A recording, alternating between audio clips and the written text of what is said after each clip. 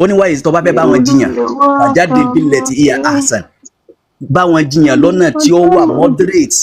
That is Islam for you. Allah tún kọ́ yín pé kẹbẹ́ ṣe máa jiyàn. Allah yẹn ò ní ṣẹ̀nà. Okay, ẹ máa gbọ́ ní tí mo sọ pé mi ní lo any foul language tẹ́ bá sọ bẹ́ẹ̀ yes ẹ̀yin lẹ́nu yẹn but what I'm saying that ó mọ̀ pé kò sọ́gbọ́n tá a fẹ́ dá ìwé ọ̀sẹ̀lẹ̀ ó dẹ̀ guide pé bẹ́ẹ̀ ṣe ṣe ni tí òfin ni máa mú àròyé wa that means there is nothing you can do bẹ́ẹ̀ ṣe wáyé sí tẹ́ bá dé ṣe wọ́n ní ìyẹn ló yẹ ká jẹ lọ́sàn-án yẹn lómi lè dé kọ́ ni no ẹ̀bà ló wù mí jẹ argument ọ̀sẹ̀lẹ̀ so that's the nature of human being we can't reason at the same time we can't reason the same way so ọlọ́run sá yóò fi wá mọ̀nà now.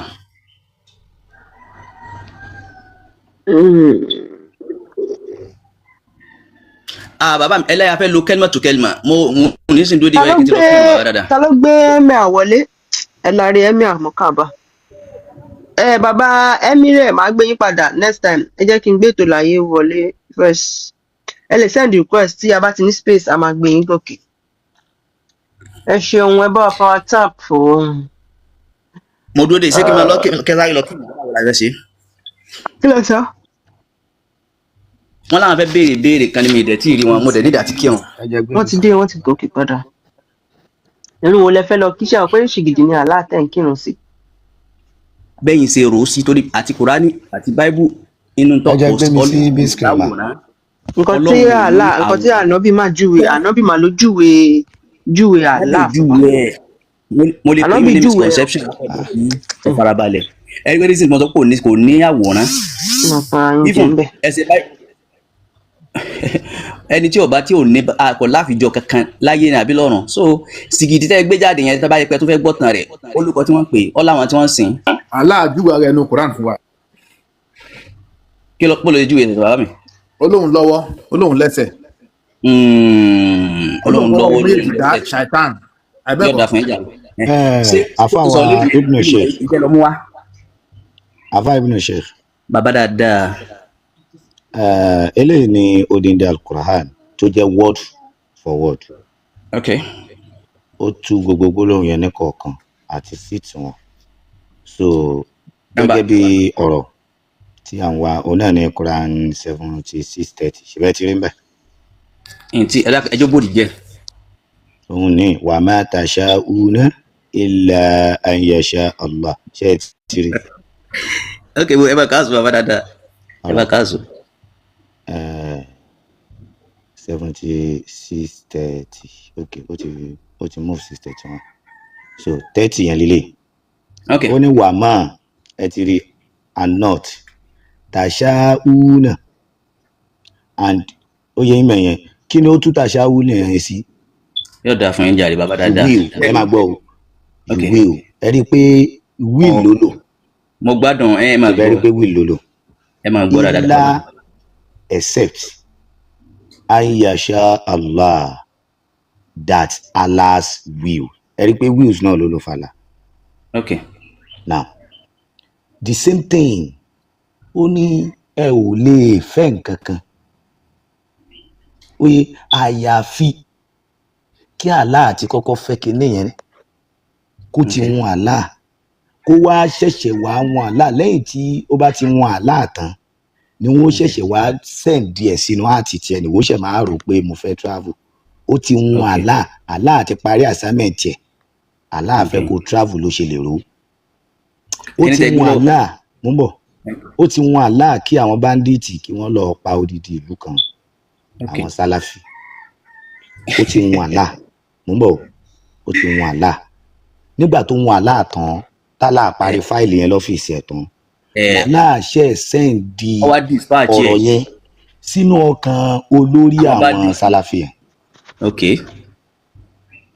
oye so eléyìí ń jẹ́ kó yé wa pé kò sí free will torí pé n tó fẹ́ pè ní free will yẹn oye a ti ro iṣẹ́ tá a ti parí ni èyí tó dé ọkàn yẹn gan tó kọ́ àfi ògbà ni torí pé ẹ wo inú Kùránì tó sọ pé ibì kan ló yẹ kó bà wá lẹ́rù jù ó ní innal ladina kafaru sawa'un alayhim anzartahum am lam tunzirhum la yu'minun ó sọ fún wọn ò ní gbà wait mú bọ̀ kí ló wá ṣẹlẹ̀ ńbẹ̀ mú bọ̀ ní mo gíláàsì lọ́wọ́ yẹn ní ìdájà ni no eléyìí tún kọ́ mo tún kà wọ́n.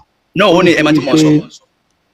khatama Allahu ala Ala qulubihim. qulubihim wa ala sam'ihim wa ala absarihim. mo ń bọ̀ torí pé èmi Allah khatama Allahu ala qulubihim mo ti síìlì ọkàn wọn pa àwọn unbelievers. Wa ala sam'ihim mo ti síìlì etí wọn pa.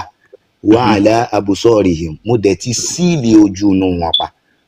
Gishawatun oye mẹyẹn síìlì nìyẹn o wala hum azabul alim torí pé èmi Allah fẹ́ kí wọ́n jìyà. Tẹ́ bá wo kéèsì yẹn nìkan mo ń bọ̀. Sẹ́rí inú mi dùn sẹ́rí ẹ máa gbọ́ bàbá ẹ dákun ẹ jẹ́ sáré chip kìnìkan à ń pe kìnìkan ní amanatu ilmiya inú mi dùn bẹ́ẹ̀ sì ń pe kéwú but ẹ jẹ́ ká máa náà yóò pé ní tí wọ́n bá kọ síbẹ̀ ní ẹ translate ẹ dákun. All right. Ẹ dákun. Wala hum azabun alim. Kí ni ìtumọ̀ rẹ̀? Kí ìyà ẹlẹ́tẹ̀ lérò tààlà ń sì ń bẹ fún wọn.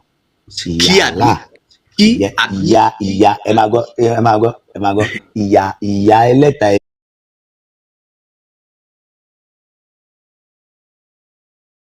nǹkan kan tù sí kọjá Allah's will people's will. Ẹ máa gbọ́. Kò tó rò ó Allah ti rò kò sí nǹkan náà tẹ́lẹ̀ fi tú. Allah ò bá yín ẹ máa gbọ́ ọ mo fi ṣàlàyé fún yín pé ní ẹ jẹ́ ká wà sincere. Any action tí o bá ní sincerity nínú kò lè méso gidi jáde. How? Are you getting it now? Ṣé pé ìtẹ́yìn ṣe yìí ẹni tẹ́ fẹ́ derive níbẹ̀ ẹ fẹ́ enlight àwọn èèyàn ni. Ìpè inú òkòkò yìí tó ní tẹ́ fẹ́ ṣe nìyẹn. Tẹ́ ẹ bá ti wá lè fi sincerity kún ìṣeṣe kẹ́ máa achieve him tẹ́ fẹ́ ṣe. Sincerity is matter. À ń tún tó wà ń bí báyìí my brother. Bàbá ẹ wo tá bá need advice àwọn àgbàlagbà wà láàrin wa. Àgbàgbà àgbàlagbà kò sí gbà mọ̀nà lọ́wọ́ wọn. Tí n tó wà nínú ìwé òun ni à ń kà ṣóyé tó wà nínú ìwé là ń kà. So ẹ kàn convince mi wípé wíìsì tí àwọn tí wọ́n ní Kùránì tù pé wọ́n ṣe mistake ni wọ́n ní kí wọ́n tó before you have your own wills Allah ti kọ́kọ́ wíìlẹ̀ in tó wọn Allah tó fẹ́ kó o ṣe ló ń ṣe in tó wọn Allah tó fẹ́ kó o rò ló ń rò in tí ò bá ti wá sọ́kàn ẹ̀ kò sí nínú assignment tá la gbé fún ẹ ni because ọkàn ní source tó máa fi ro gbogbo nǹkan. So my dear brother ẹ bá tan máìkì yín gẹ́gẹ́ bí ọ̀rọ̀ tó wà níbí ìsà. Dáàdi wa ṣe é pẹ́ sọ̀rọ̀ kálẹ̀ kan ẹni ká mú Quran bí Quran ẹni ká ṣe ní word to word. Word to word òun la wà yìí. Ayà tó sọ fún yín pé ní al-kalma bil-kalma. faman sha'a àwọn èbó lèmi sọ ni al-kalimatu bil-kalimati. Now ayà tó sọ pé ní faman sha'a falyu'min faman sha'a falyakfir sínú Kùránì náà ló wà sá. Ṣé ká tó lọ bẹ̀ yẹn ṣé ẹ ti kọ́kọ́ gbà wípé ẹni tí mò ń sọ ń bí correct ká tó lọ bẹ̀ yẹn. Ó lè correct bẹ́yìn ṣe rò àmọ́ lọ́dọ̀ tèmi kò correct. Oh God. Ẹni tí mo tú níbí yìí ṣé ẹ gbà wípé wills tí wọ́n lò fún èèyàn náà lò fún Allah ń bí báyìí. Mo fi sọ fún yín mo ti sọ síwájú. Mo ń bọ̀ ẹni tí mo tún bí ṣó correct ká tó lọ síbi tẹ́ ń lọ yẹn kí n tó tẹ̀lé. Ẹ máa gbọ́ ok lọ́dọ̀ tèmi kò correct. All right. Allah ṣe mistake mi. Bẹ́yìn ṣe rò sí. Ok. Ṣé wá rí láti wá lè prove fún yín kó correct. Okay. Ibi tẹ́ wá ń lọ yẹn gangan la máa fi correct ẹ̀. Ó yá ẹnì ṣó ń bẹ̀. Quran kí ni. Hello. Okay, say.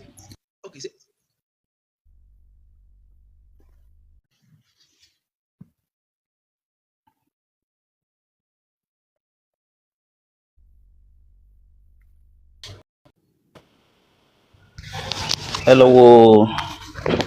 Ara ìpè Suratul Kahf ló wà.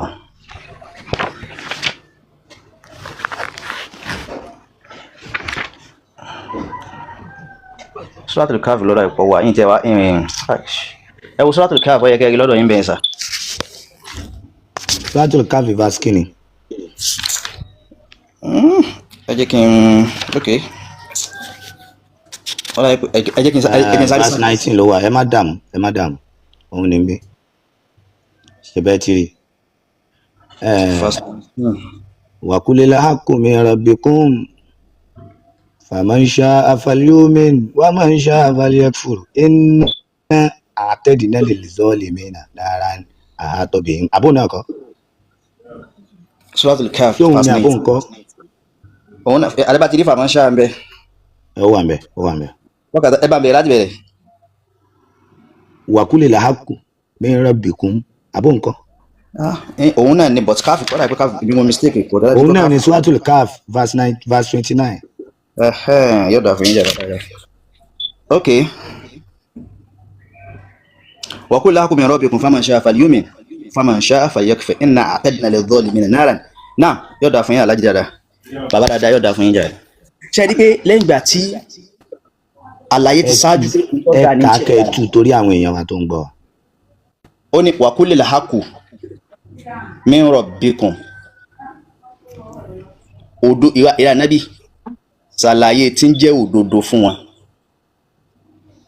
èyí tó wá látọ̀dọ̀ ọba tó rán oníṣẹ́ faman sha'a ẹni tó bá wù falyu'min kó gbàgbọ́ wa man sha'a ẹni tó bá fẹ́ falyakfir kó sá ìgbàgbọ́ pẹ̀lú ẹ̀ inna a'tadna lidh-dhalimin gbogbo ẹni tó bá jẹ́ alábòsí tó ròdòdó tí ó tẹ̀lé ó ti wà ní pèsè kalẹ̀ fún iná ṣé kí n máa ó tó bá wà bí. bàbá ètò láyé Good. ẹ máa correct wọn torí àwọn audience wa Allah ló ń sọ̀rọ̀ nínú Okay. Kùránì kò ń Allah ṣọlọ́run ní kẹ́ lu ẹjọ́. Allah ní tí mo fẹ́ kẹ́ dìímú bẹ̀ ni pé ni tí mo bá sọ pé ní Mo ń bọ̀. Ọlọ́run kọ́ bàbá ẹ fara mọ́ mi náà ẹ farabalẹ̀ tí mo bá sọ pé Ọlọ́run mi ò farabalẹ̀ ẹ ti bínú ẹ má ṣe bí ọmọ ọba náà. ẹ má sọ pé kí n farabalẹ̀ èdè àgọ́ ní náà sùúrù là ń lò nílẹ̀ káàró jèrè ẹ máa gbọ́ tẹ́ bá inú àwọn kílípù mi tí mo ṣe mo ṣàlàyé orúkọ bẹ́ẹ̀ sì ń pe Ọlọ́run èdè kọ̀ọ̀kan ló ní bí ṣe ń júwe Ọlọ́run. rárá attribute wọn yàtọ̀ Quran 489 Allah nìkan pa gbogbo àwọn tí wọn bá kúrò nínú Islam ẹ máa tó gbọ́ bá kúrò nínú Islam tó pa wọn ẹ lè bínú ni ẹ ń ẹ bínú má ọmọ ọba. bínú ọmọọba ẹ má bínú ẹ má yẹ kán sá lọ ẹ jọ̀ọ́ bàbá mi ẹ jọ̀ọ́ àwọn àlejò àti mú wọn mọ́lẹ̀ wọ́n wà yìí. ẹ fi wọn lẹ tó bàbá Quran 489 ṣe ń gbọ́ Allah ní kí wọ́n pa gbogbo àwọn tí wọ́n bá kúrò nínú Islam àti ara tí mo sọ fún yín nìyẹn so àyà Kùránì yẹn tẹ́ bá lè kó tiẹ̀. rárá sẹ tẹ bá treat ẹ Ìkùránì sọ ó ní kí ẹ má fi Ètùláyé ìròrí máa yín sí correct wọn. Ẹ já tẹ̀síwájú. ẹ má fi ìròrí yín tú Kùránì ọgbọ́n orí ògbé ìmọ̀ ló làdí nìyí ẹ continue bàbá. Gẹ́gẹ́ bí ọ̀rọ̀ ẹ̀ kan ẹ rí wípé nígbà tí Allah fẹ́ sọ̀rọ̀ nípa èrò Allah ń jẹ́ kó yé wa wípé òun lòun máa kọ́kọ́ rò kéèyàn ó tó rò. Now gbogbo ẹni tí ó máa wá rò Bandit wípé làlá. gbogbo ẹni tó máa wá rò pé ọ̀rọ̀ tí mò ń gbọ́ yìí mi ì ní gbà á gbọ́ Allah ti kọ́kọ́ rò ó lọ́dọ̀ ẹ̀. Gbogbo ẹni tó máa wá rò pé ọ̀rọ̀ tí mò ń gbọ́ yìí mo ní láti tẹ̀lé Allah ti kọ́kọ́ rò ó lọ́dọ̀ ẹ̀. Èyí tó bá wá wọn Allah ló máa tì sí ẹni yẹn lọ́kàn. Tó bá jẹ́ pé èèyàn ló máa ń kọ́kọ́ rò kó tó dé orí tébù Allah ń sìn á sọ pé free will ni but Allah ti kọ́kọ́ ó ti adjust ó ti parí iṣẹ́ ẹni tí wọ́n ń ṣe lecture fún yẹn bóyá ó máa gbà ọwọ́ Allah ló wà bóyá kò ní gbà ọwọ́ Allah ló wà ó wà lórí result tó bá wá láti inú wíìlì tàlà ló máa jẹ́ wíìlì tiẹ̀ náà.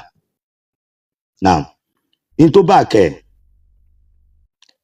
kẹ́ ní ọ̀rọ̀ kan níbi tí Allah ti ń sọ pé yudillullahu man yasha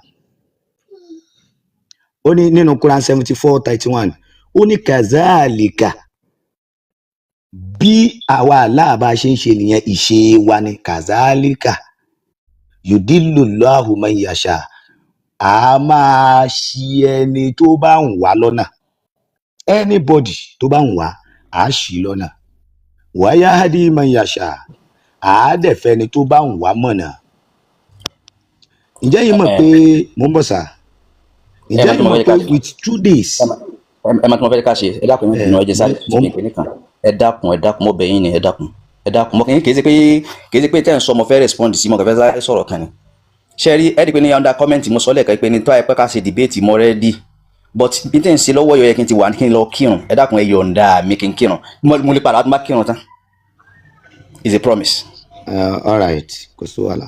ẹ dákun ẹ ṣeun Ọlọ́run yóò dà fún yín jù báyìí lọ. ṣùgbọ́n tẹ́ ẹ bá ń bọ̀ padà ẹ bá wa mú nǹkan kan dání nípa àwọn wo náà ń pè ní Sabians pé àti pé gan ṣé lóòótọ́ ni ànábì lọ́ọ́ gbàrún wá pẹ̀lú ẹṣin funfun tó níyẹ. ẹ ti gbé kinní kan síwájú. tó kẹ́ ẹ lè mú bọ ní kẹ́ ẹ mú bọ papọ̀. nígbà tí mo wà ní under comment section ẹ ti gbẹ̀yìn lẹ́gbẹ́ sí screen wípé Sabian òun làwọn tí wọ́n yẹ ṣe Christian wọ́n yẹ ṣe Jew ẹ ti gbé sílẹ̀ mo ti kálẹ̀ kan so it's internet money. ok wàhálà irun tẹ́ fẹ́ lọ kíyàn irun àwọn Sabians ni mo ní ok má lọ. according to ẹ̀yin lè rò bẹ́ẹ̀ gbà bẹ́ẹ̀ kọ́. pátí àtẹfẹ́ lọ kà yẹn àwọn Yẹ̀wúdí àtàwọn Nàsárà lẹ̀ ń ṣépè fún àwọn Christians àtàwọn Jew. ẹ̀yin lè rò bẹ́ẹ̀. ọkàn febi para yín lásán yín ṣèṣẹ̀ṣe oníṣẹ̀ṣe. ibùdó ṣe ẹ̀yin lè rò bẹ́ẹ̀. àrètí ẹ fi ṣèṣẹ̀ṣe àwọn Sabians ni ẹ má wọrí ẹ má. ajá iná sówó láì wálé fati o. ẹ fi kò tiẹ̀ nítumọ̀ àwọn Sabians yẹn oòrùn náà ń bọ oyè mẹ́ẹ̀ẹ́sọ ẹ fi ṣèṣẹ̀ṣe wọn ni. ilá fi kùrẹ́ṣì sítórì ni. لا في قريش لا فيهم لا تشتهي وصيف وليعبدوا رب أنزل البيت الذي أتمه من دون ومنعه من يوم mo láìkí ẹ kún gbà yẹn. èmi náà mọ ẹgbẹ́ àwọn máa ń kó jẹ mo láìkí ẹ. mo láìkí ẹ o àṣírọ́ ni dáadáa àti jí èèyàn jí ẹ má gọ̀ o. mo yé tiẹ̀ mi ní sùúrù ẹ o irọ́ o má ti bèrè lọ́wọ́ ẹ̀ dá mi ló má dá náà òkú ń bẹ́ o. nírọ́ ni wọ́n. ẹ káàárọ̀ gbogbo ilé ẹ ojúmọ́ o. ọmọọba mo kí yín o ìyá Móníkà mo kí yín o Big Joe mo kí yín o ètò láyé mo kí gbogbo ilé o ẹ kú ojúmọ́. ẹ rọra jàre bàbá mi. mo máa la rí àwọn àfáà ẹ mọ́kà bá kíákíá èèyàn tó bá ti nẹ́sìn kò lè nọ́pọlọ tó o lè ní nǹkan méjì pọ̀ àìdá kò lẹ́sìn kò má nọ́pọlọ tàbí kò má lẹ́sìn kò nọ́pọlọ òun ni ẹ ṣe.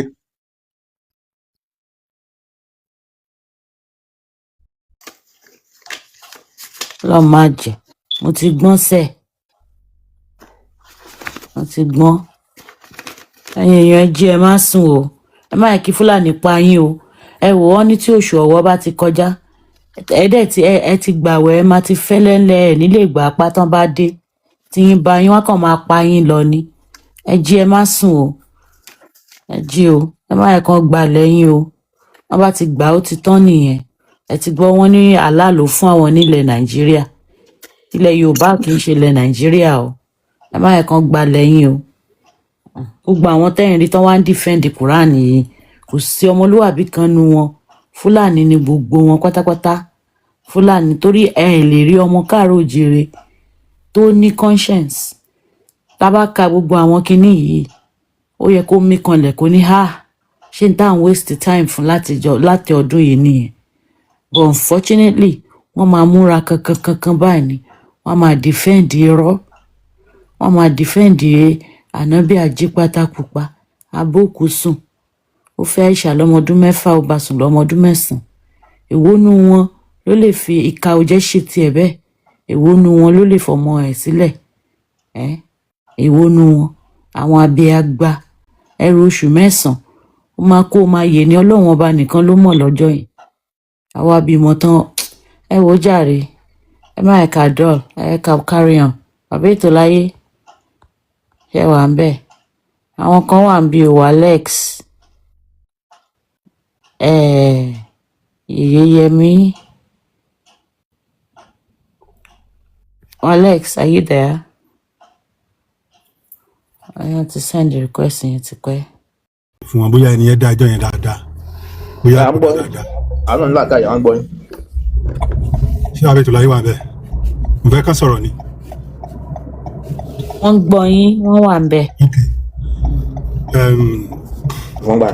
ní ìlú kan ni ìlú yẹn ni wọ́n ní ọba àwọn èèyàn dẹ̀ ń gbé inú ẹ̀ so wá ní ọkùnrin ọlọ́rọ̀ kan ọkùnrin yẹn lówó kọ́lé káàkiri ó níyàwó so èdè àìyedè wá dé láàrin òun àti ìyàwó ẹ̀ ọkùnrin lówó yẹn wá na ìyàwó ẹ̀ tó yẹ pé ó kan lápá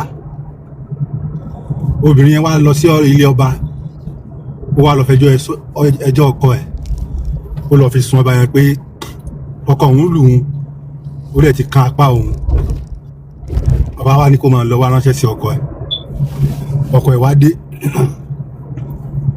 ó wá béèrè lọ́wọ́ ọkọ ẹ̀ pé ṣé nǹkan tí ìyàwó ẹ̀ sọ pé tòótọ́ ni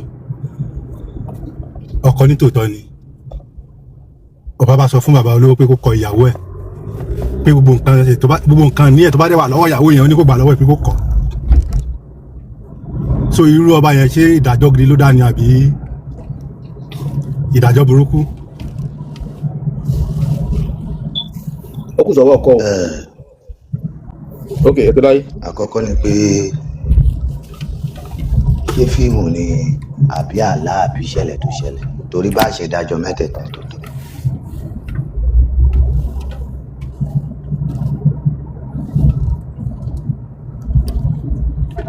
ìbéèrè ẹ dáhùn.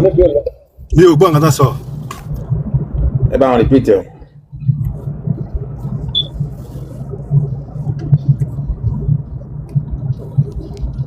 mi ò gbọ́ wọn o. ní ọ̀rọ̀ tẹ́ sọ yẹn ṣé fíìmù ni àbójú àlá àbí ìṣẹ̀lẹ̀ tó ṣẹlẹ̀ torí ìdájọ́ wọn mẹ́tẹ̀ẹ̀ta ọ̀tọ̀ọ̀tọ̀ ni. ìṣẹ̀lẹ̀ tó ṣẹlẹ̀ ni tí rẹ́kọ̀dù dẹ̀ wà fún. ìṣẹ̀lẹ̀ tó ṣẹlẹ̀ ni. bẹ́ẹ̀ ni. hello. bẹ́ẹ̀ ni bẹ́ẹ̀ ni bẹ́ẹ̀ ni. ẹ má wá bínú ọkàn fíìmù ni mo fi gbọ́ ẹ wá bá mi tún narration yẹn ṣe ẹ jọ ẹ má bínú káwá yọ bàbá olówó kan nínú ìlú òun àti ìyàwó ẹ̀ wọ́n wá ní èdè àìyedè ìjà sọ bó ṣe kìyàwó mọ́lẹ̀ nìyẹn ó lu ìyàwó tó kan lápá ìyàwó wa lọ sílé ọba lọ fẹjọ́ sùn ọba pọkàn òun náà. òun àti ìyàwó ẹ̀ jà àbí òun àti ìyàwó ẹ̀ jà bẹ́ẹ̀ni kí ló fàjà wọn. èdè àìyedè ni ṣé ọkọ àti ìyàwó á ní èdè àìyedè ok. so bó ṣe délé ọba ó kẹjọ́ rò fọba pé ọkọ òun ti nà ó dẹ̀ ti kàn wọn lápá ọba ní kí àwọn máa lọ ránṣẹ́ pé ọkọ dọ́dọ̀ ẹ̀ ó béèrè lọ́wọ́ kan pé ṣé nǹkan tó ṣẹlẹ̀ ni ìyàwó ẹ̀ sọ ọkọ níbẹ̀ ni ọba bá ní kí ọkọ pé kó kọ ìyàwó ẹ̀ pé nǹkan ní ẹ̀ tó bá dẹ̀ wà lọ́wọ́ ìyàwó yẹn ó ní kó gbà kó lé ìyàwó yẹn kó máa lọ.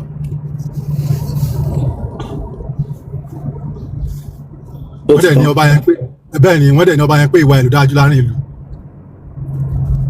ok alright kódà kí wọ́n má sọ pé ìwà ọba yẹn ló dáa jù láàrin ìlú ìwà tí ọba yẹn wù yẹn ìwà tọ́ba yẹn wù yẹn ó jẹ́ ká mọ̀ wípé ìwà ọba yẹn ló dáa jù ìdí rèé o ọ̀rọ̀ tí ọba yẹn sọ pé kí ó ní kíyàwó ẹ̀ máa lọ ọkọ máa rò pé òun ló ṣe lóore ni ṣùgbọ́n ìyàwó ló ṣe lóore lọ́nà wo ni pé tí ọkọ tó bá ti lè lùyàwó lẹ́ẹ̀kínní lù ú lẹ́ẹ̀kejì ó máa ń dùn mọ́yàn ni oye so ṣùgbọ́n ọba yẹn ti rí nírí pé tá a bá ṣẹ́tù eléyìí ìmíì tí wọ́n jà ṣe é ṣe pé yóò lù pa ọmọ ọlọ́mọ obìnrin ò dẹ̀ lágbára kí ọba sọ fún dàrẹ́tì pé kó lọ kẹrù ẹ̀ ó wá kọ̀ǹtró ọkọ pé ó dáa ìwọ gangan wèrè tó lè mágùn tàn sábẹ́ kó fún lóúnjẹ tó mọ̀ pé òun ẹlẹgẹ́ lóbìnrin máa lé e lọ tó bá jẹ́ póbìnrin yẹn ló dáa oye tó wá ń fìyà jẹ ó rí i pé ìwọ fúnra rẹ ló ní pàdé irú ẹ̀ mọ́ tóbìnrin yẹn ó sì pàdé ẹni tó dáa jù ẹ lọ oye so torí pé mò ń bọ̀ torí pé ẹja akẹ́ bẹ́ẹ̀ ilé ọkọ ilé ẹ̀kọ́ ni ilé ọkọ ilé ẹ̀kọ́ ni ló jẹ́ kóbìnrin míì kú rèwerèwe torí pé tí ọkọ rẹ̀ bá ń lu àlùkìní kò ní ẹ rí i pé ńgbà tó ń sọ̀rọ̀ lúlù nínú ẹ̀sìn wọ́n ní má jẹ́ kójú ẹ̀ bó lúlù tó dangerous jù nìyẹn ṣẹmọ̀ tó bá gbámúlò lójú tó bá lọ lé wọn wọ́n tètè rí i pé kí ló dé tí bí ìdáràn jẹ wọ́n ti máa fura ṣùgbọ́n má jẹ́ kó hàn lójú ẹ̀ ìyẹn ló dẹ̀ burú jù alùsínú rédíò tí ń sọ̀rọ̀ lọ́wọ́ tó wá jábọ́ gbà ó wá dákẹ́ ó wá bẹ̀rẹ̀ ọ̀rọ̀ padà nǹkan ti ṣe rédíò yẹn ẹ̀ mọ́ ni o oye so ọba yẹn dáa gan mo láìkì ìdájọ́ yẹn bàjẹ́ bẹ́ẹ̀ tọ́ba yẹn ní gbogbo nǹkan ní ẹ̀ tó fún obìnrin yẹn ó ní kọ́kùnrin yẹn gbà padà lọ́wọ́ ẹ̀. ó máa sọ bẹ́ẹ̀ ó máa sọ bẹ́ẹ̀. kó gba property ẹ̀ obìnrin yẹn wà empty. ẹ máa gbọ́ ìdí tó máa fi ní kó gba property ẹ̀ lọ́wọ́ ẹ̀ ni pé ẹni tó lè lùyàwó ẹ̀ ó yẹ kẹ́ ẹ mọ̀ pé ẹgbẹ́ orí ẹ̀ ti dáràn jẹ yóò mọ̀ ṣe gángan díẹ̀díẹ̀. nǹkan tẹ́ fẹ́ kẹ́ ẹ sọ gángan lásán. la fi sọ pé ẹ máa mò ń bọ̀ la fi sọ pé àwọn onígangan ló ń ṣẹ̀sìn wọ́n ní kán náà olóńgbò yẹn lára mo ṣe mọ̀ pé obìnrin yẹn náà ti ń ṣe gángan òye torí pé tí nǹkan ní ọkùnrin yẹn bá ṣì wà lọ́wọ́ obìnrin yẹn ọkọ yẹn tún sì lè máa dà á láàmú pé àwí ẹ burú ní ṣèbí lé tó ń gbé yìí ṣèbí fóònù ọwọ́ ẹ̀ yé mi múra ó tún máa da yé ẹ̀ láàmú ṣùgbọ́n ọba yẹn nígbàgbọ́ nínú pé ẹ̀dá ò ní nínú re kó lọ́kàn re kíyàwó jẹ́ tó bá jẹ́ kóbìnrin yẹn ló dáa gbogbo ìlọ́po tí ọkọ yẹn bá gbà lọ́wọ́ ẹ̀ ọkùnrin míì tó bẹ́tà rẹ̀ yóò dá lọ́pọ̀ yẹn padà fún tó rọ́ba rẹ̀ ni torí pé ọba yẹn mọ̀ pé tí ẹ̀mí bá wà ìrètí ṣì ń bẹ so bóyá jẹ́ nìyẹn. ṣé ìdájọ́ yẹn ìdájọ́ tó dáa ni. Bàbá mi ìdájọ́ yẹn dáa o. fóbìnrin yẹn ni mo ń sọ ṣe tó bá ní kó kọ obìnrin tán náà tán kán lápá property ẹ̀ tó tún wà lọ́wọ́ obìnrin yẹn ó tún ní kó gbà á. ṣé irú ọba tó ìdájọ́ yẹn ṣé ẹ̀bí lè pé ọba yẹn ò ní wẹ̀rẹ̀.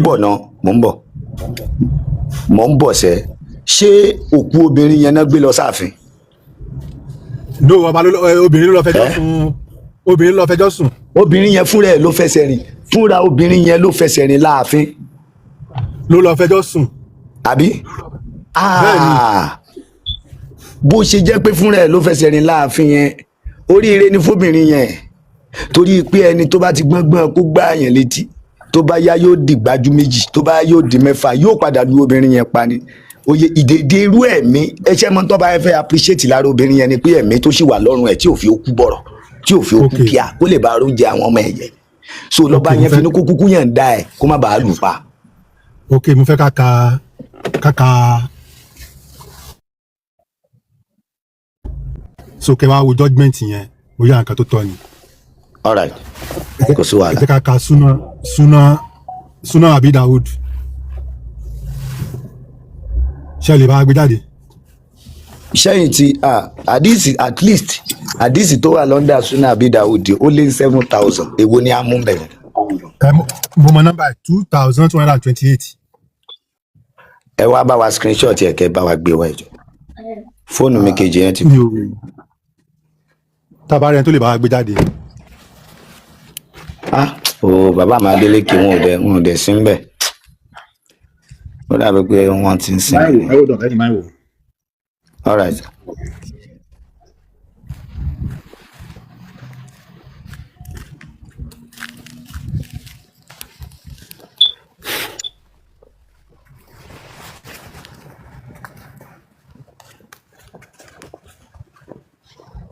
She remember he beat her and broke some of her parts.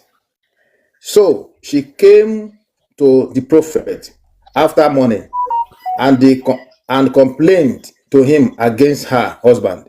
The prophet called on Tahiba ibn Kuash and said to him, "Take a part of her property and separate yourself from her." He asked, Is that right? Messenger of Allah? He said, yes. He said, I have given her garden of names as a dower, and they are already in her possession. The prophet said, take them and separate yourself from her. Níbi tí ọkọ ti béèrè kí ló dé yẹn tí ànábì sọ pé òun ti ṣe yẹn náà. Pé kí ni ẹ? Níbi tí ọkọ ti béèrè pé kí ló dé tó fi ní kóun ó lọ kọ ìyàwó òun lẹ̀ kí lànábì ni ó ṣe bẹ̀ kí lànábì ló ṣẹlẹ̀. Wọn àgbẹ̀dì sọ bẹ́ẹ̀ ó ní take a part of her property and separate yourself from her. He asks, is that right? Ọkọ ló béèrè lọ́wọ́ ànábì pé. Yeah, pé is that right? Messenger of ṣé yẹn ló Allah. tọ́ ok Yeah. He said, yes. He ok said, I have given her 2 gardens of maize as a dower. 2 gardens of maize yẹn kí ló túmọ̀ sí.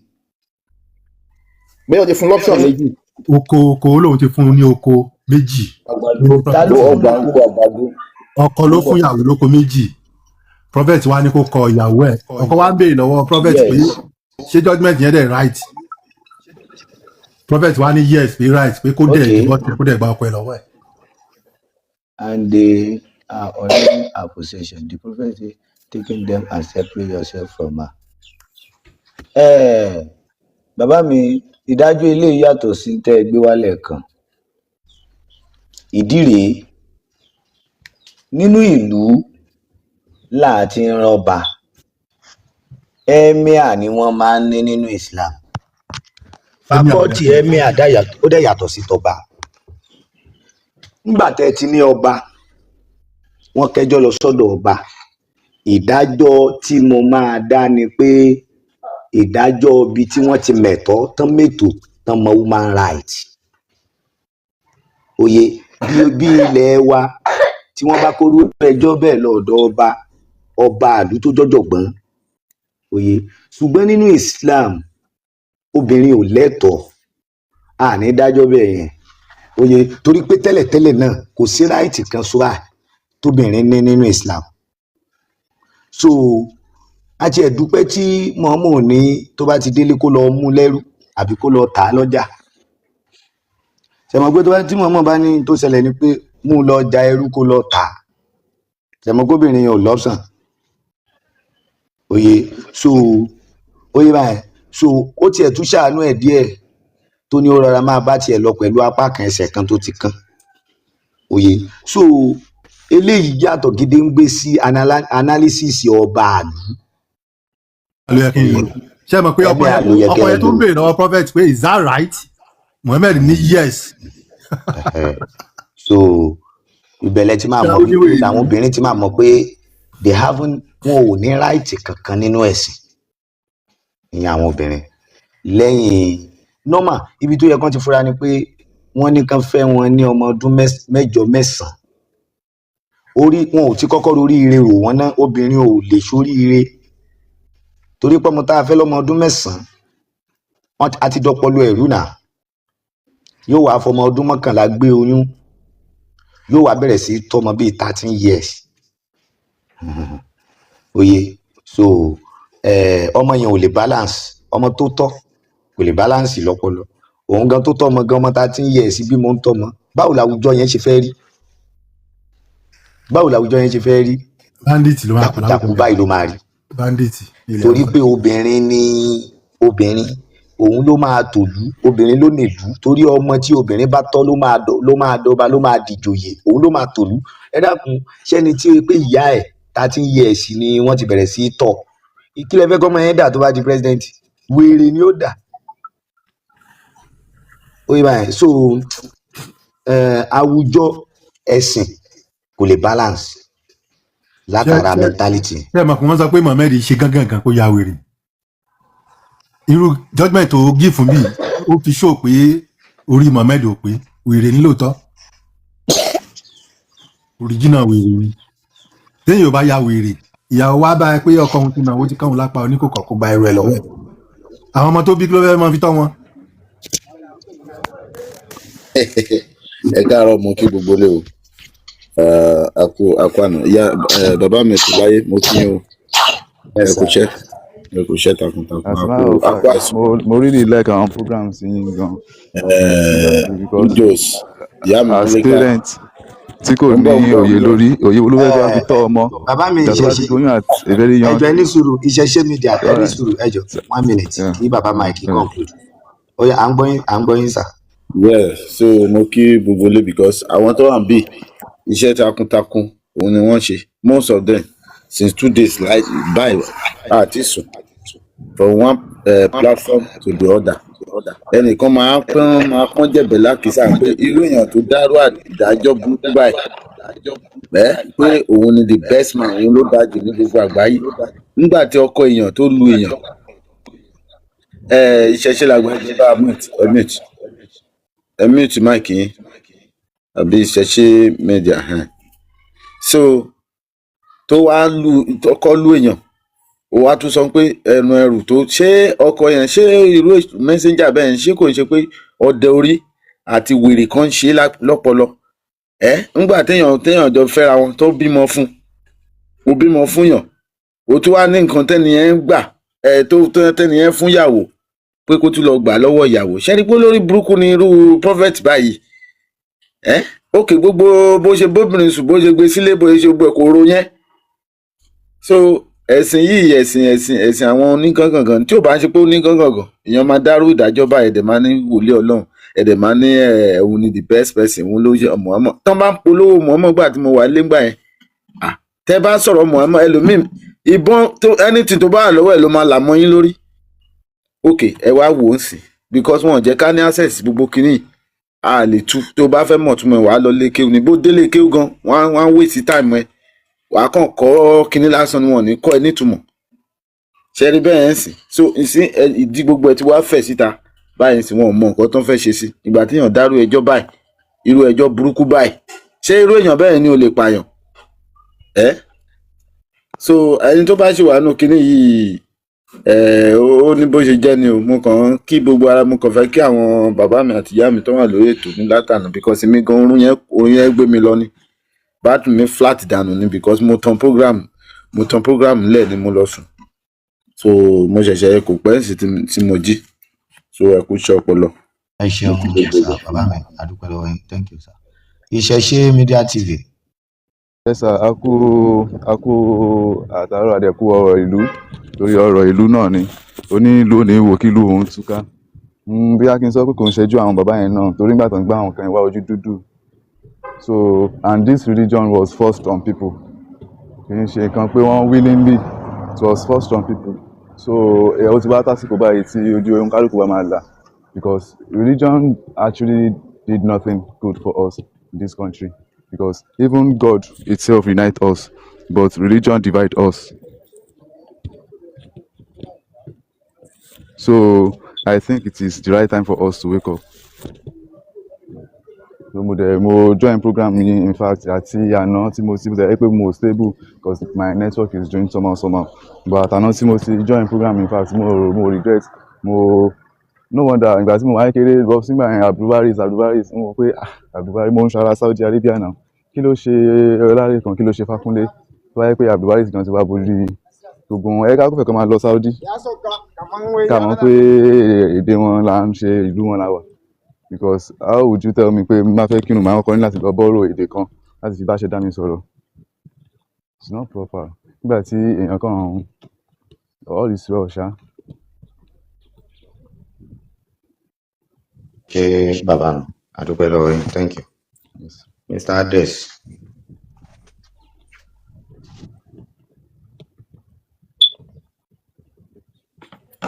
ìṣẹ̀ṣe media ẹ bá mute mic yẹn máa mute mic ó máa echo. ẹ káàárọ̀ sàn ẹ káàárọ̀ gbogbo lé. ẹ káàárọ̀ àmọ́. kò sí nǹkan rẹpẹtẹ tí èmi fẹ́ sọ kọjá wípé mo kí yín fún ìgbéga àti ìlọsíwájú ká lè mọ ìyàtọ̀ nínú ọ̀tún àti òsìn mo dẹ̀ kí yín kú iṣẹ́ takuntakun tẹ̀ ń ṣe lágbára Ọlọ́run apá ò ní kú yín o ọba tí ó ti ń fún yín ṣe lọ́tún lósìn ní jèrè ìtìjú lágbára Ọlọ́run èmi wà pẹ̀lú wa mo dẹ̀ ń gbádùn ètò yìí fúngbà àkọ́kọ́ tí mo join program yìí ìdí nìyí tí mo fi wà ń bì láti òru tí mo dẹ̀ ti ń gbọ́ mo ń wà pẹ̀lú wa mo dẹ̀ ń fọkàn bá wa lọ ó jẹ́ kí a rí ọgbọ́n méjì mẹ́ta kọ́ àwa ò mọ látara àwọn ètò tá à ń gbọ́ yìí náà láti ń rí àwọn ọgbọ́n tá à ń kọ́ torí tán bá bí wá ká lè máa rí sọ ká dẹ̀ lè máa rí wí mo kí yín o ilé àtọ̀nà yín ò ní bàjẹ́ o. ẹ ṣeun bàbá wa àdúpẹ́ ọpọlọ wo ní dàrú ìyá bóyá bàbá dẹ̀ ni bàbá wa Adébísí àbí ìyá wa dẹ̀ ni. Hello sir. ẹ káàbọ̀ ẹ káàbọ̀. ẹ káàbọ̀ ẹ kú lé sà mo wà pẹ̀lú yín. Kristẹni nìyí. bẹ́ẹ̀ ni. Ọ̀dà ẹ káàbọ̀ ẹ kú rìn kí lẹ fẹ́ bá wa sọ. nǹkan mo gbọ́ tẹ́nìkan sọ lẹ́ẹ̀kan wípé ìṣẹ̀ṣe kì í ṣe religion wọ́n á béèrè lọ́wọ́ wọn wípé tó bá dé USA pé kí náà máa pè ń bẹ̀ wọ́n ní ìṣẹ̀ṣe náà ni wọ́n á pè é ṣé ẹ lè bá mi ṣàlàyé lórí ìyẹn sà. ọ̀rọ̀ Islam ló sọ Islam. Nínú àṣà àti ìṣe láwọn tí wọ́n ní ìran tí wọ́n ní èdè tí wọ́n ní àṣà kì í ṣẹ̀sìn, ṣùgbọ́n ẹni tí ò tàbí nínú ìran yẹn tí ò tó kàn ṣàyójú ràn wá gba nǹkan tá a ní lọ́dọ̀ tiẹ̀ ẹ̀sìn ni. La fi ń sọ pé gbogbo ohun tí ń jẹ́ràn tí kálukú ń pè lẹ́sìn bí àṣà àti ìṣe ibì kan òye so àṣà àti ìṣe ibì kan lẹ wá gbé wá ẹ̀sìn lọ́dọ̀ tí wá ń bíbá òye so kò jù bẹ́ẹ̀ lọ. Bàbá mi nǹkan tí bàbá wa ń tà láti sọ kí n hard nǹkan kékeré tó yẹ rí nsìn nǹkan tó ń tà láti sọ ni pé tẹ bá gbé àṣà yín àti ṣe yín lọ síbòmí gẹ́gẹ́ bí wọ́n ṣe gbé Islam wá síbí àṣà bòmí òun sì di ẹ̀sìn níbòmí àṣà ìlú bòmí tó bá dé bòmí ó máa lọ di ẹ̀sìn bẹ́ẹ̀ definitely ẹ béèrè pé tá a bá gbé àṣà wa lọ síbì kan tá a bá gbé lọ síbì kan ó máa dẹ̀sìn bẹ́ẹ̀ náà ni because tó bá bè lọ́wọ́ ẹni yẹn pé kí lẹ̀ ń pe Ọlọ́run kí lẹ̀ ń pe ẹni tó dá gbogbo ayé Ọlọ́run lẹ máa pè Ọlọ́run ń ṣèdè bòmí náà èdè wa ni so àṣà ibì kan ẹ̀sìn bòmí ni so bó ṣe jẹ́ nìyẹn. ẹ ṣe gan bí ẹ ṣe sọ náà bẹ́ẹ̀ náà ló ṣe rí ibi tí a wá sọ irú USA yẹn nísìnyí ìṣẹ̀ṣe tiwa nílẹ̀ Yorùbá wọ́n ń ṣe níbẹ̀ wọn ò dẹ̀ gbógun tì í táwọn bá wá sọ pé nǹkan táwọn gbógun tì í tó jọra. ẹnu sùúrù. ìṣẹ̀ṣe wa ṣé Boko Haram wà ń bẹ̀ ṣé ISIS wà ń bẹ̀. ọ̀rọ̀ Boko Haram kan mò ń sọ Christianity náà kò sí gbogbo nǹkan sọ yẹn níbẹ̀. òsèlè tó kàn wá pẹ̀lú yẹn ṣé ìṣẹ̀ṣe wa wọ́n fi ń pààyàn àbí wọ́n. ṣé Christianity ṣe fi ń pààyàn. ṣé àrífàsì inú ìṣẹ̀ṣe tó yẹ pé tí bàbá àti ìyá ẹ̀ ò bá ti ṣẹ̀ṣe kó kọ́ kó má bàa ṣe. ṣé wọ́n ń fi Christianity pààyàn. nínú ìṣẹ̀ṣe tiwa lèmi ń sọ mi ò sọ̀rọ̀ Christianity ṣé àrífàsì kan tẹ́ bá ka nínú ìṣẹ̀ṣe tiwa torí tí bàbá àti ìyá ẹ̀ ò bá ti ṣẹ̀ṣe kó má bàa ṣe. àní mi ò condemn nǹkan tẹ́ ń sọ ṣe nǹkan tí mo kàn ń sọ fún yín ni wípé àwọn tó wà ní USA àwọn tó lọ pààyàn ní Kwara kì í orúkọ àlá ibo lẹ́sìn tó forúkọ Ọlọ́run pààyàn rí orúkọ Ọlọ́run ní ìgbà rẹ̀. ẹ farabalẹ̀ àwọn tó wà ní USA àwọn white tó wà níbẹ̀ wọ́n gbógun ti àwọn tó wà níbi bí ẹ̀yin wá ń gbógun ti nǹkan tí àwọn white tó wà. tó sọ àdó olóró mára tó lọ sáàrin ọjà tó pa èèyàn púpọ̀ ọ̀ tó wọ mọ́tò ibi táwọn èèyàn ti ń tọ́pọ̀ sí tó wọ mọ́tò lọ pa wọ́n bẹ̀ wọ́n ń ṣe ń bìbà wọ́n ń ṣe ń bìbà. ok ta ló ń ṣe nǹkan tẹ́ máa Islam ló ń ṣe Muslim. kò sí nǹkan tó kí mi pẹ̀lú yẹn mo sọ fún yín pé àmì Christian so nǹkan tí wọ́n bá fi condemn ẹ̀yin lọ́dọ̀ wọn tẹ́yin bá wá ń condemn yín níbi kí ló túmọ̀ sí. ẹni sùúrù ṣé ní ọ̀dọ̀ wọn lọ́dọ̀ ẹni sùúrù lọ́dọ̀ tiwọn ṣé arivas tó wà lọ́dọ̀ tiwọn táwọn oníṣẹ̀ṣe ń kà pé tó o bá ti gba Ọ̀rúnmìlà gbọ́ wàá wọná. pé tó o bá ti gba Ọ̀rúnmìlà ṣé wọ́n fọ́ọ̀sì yín ṣé anybody fọ́ọ̀sì èèyàn gba. fọ́ọ̀sì ni oyin kan tó bá ti wá polówó fún yàn òun fọ́ọ̀sì ẹni. fọ́ọ̀sì kọ ok ẹ̀ka John chapter 3 verse 16 to 17 káwọ bóyá fọ́ọ̀sì ni àbí fọ́ọ̀sì kọ. ṣé ó wà ní òṣèṣe pé o máa jóná pé no one come to my father except through me tó wà ní òṣèṣe. Mr. Ogunlade ẹ jọ̀ọ́ ṣe rí ọ̀rọ̀ yóò gun ẹ̀yin lẹ́ ń fagùn kí ni ìdí tẹ́ fi ń fagùn ni pé ní USA tẹ́yìn sọ yẹn ǹjẹ́ ṣé àwọn tí wọ́n ń ṣe ìṣẹ̀ṣe tiwa ní USA wọ́n ní ẹni tí ò bá ti ṣèṣẹ̀ṣe kò ní rọrùn rere kan àbí kò ní wọ̀bì kan oyè ǹjẹ́ ṣé ẹni tó ń ṣèṣẹ̀ṣe ní USA yẹn ó ń wo mùsùlùmí bí ẹni tí ò sí lójú ọ̀nà tá a bá sọ pé ìṣẹ̀ṣe ló ń di religion kì í ṣe bẹ́ẹ̀ ń ṣe ronú yẹn o ẹ ronú bí ẹlẹ́sìn wọ́n gbé Christianity àti Islam kalẹ̀ láti lè fi sọ pé tó o bá ti gbà á o iṣó lóríire. You Christian ẹ mọ̀ wípé ẹni tí ò bá ti ṣe Christianity kì í ṣe olóríire, kò wáyé eré, kódà ayé tó wáyé ó tún sọ ẹ̀mí ẹ̀ nù. Mùsùlùmí ń gbà wípé ẹni tí ò bá ti ṣe Islam kò wáyé eré, kò ṣoríire. Ṣé ó lè wá sí sẹ́ǹsì ẹni tí ó ń ṣẹ̀ṣẹ̀ ṣe l'Amẹ́ríkà tó sọ pé ẹni tí ò bá ti ṣẹ̀ṣẹ̀ ṣe ò wáyé eré? So sẹ́ǹsì tẹ́fí ń bá wa sọ̀rọ̀ yẹn ok ẹ jọ kí ni ìtumọ̀ oríire. ó yé báyìí.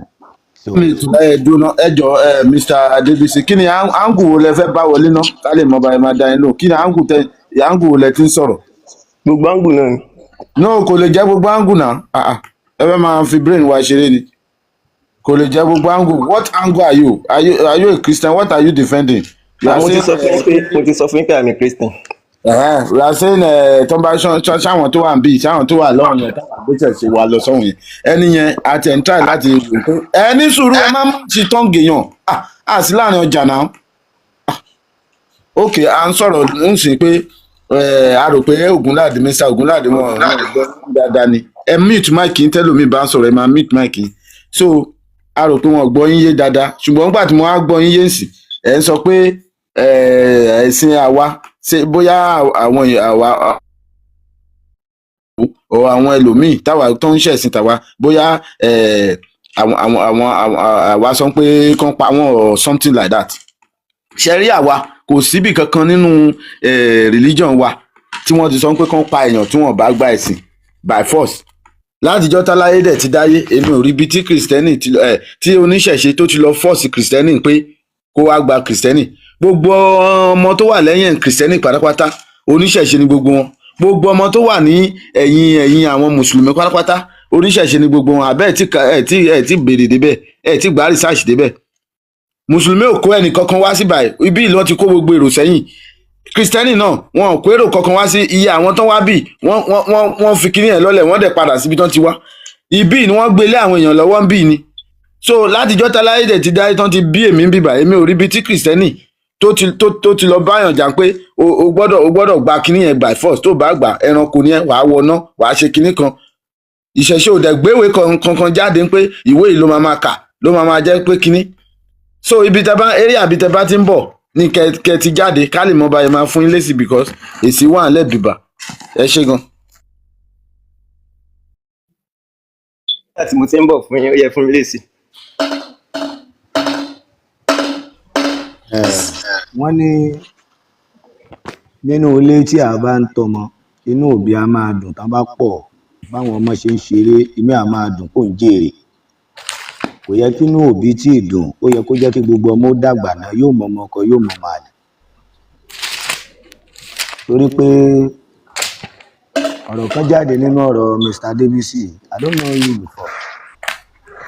ó ń sọ fún wa pé kò sí nǹkan tó kàn wọ́ kí ló kàn wọ́ pẹ̀lú yẹn kí ló kàn wọ́ pẹ̀lú yẹn the statement yẹn ni pé oríṣi ọmọ ọ̀ràn yìí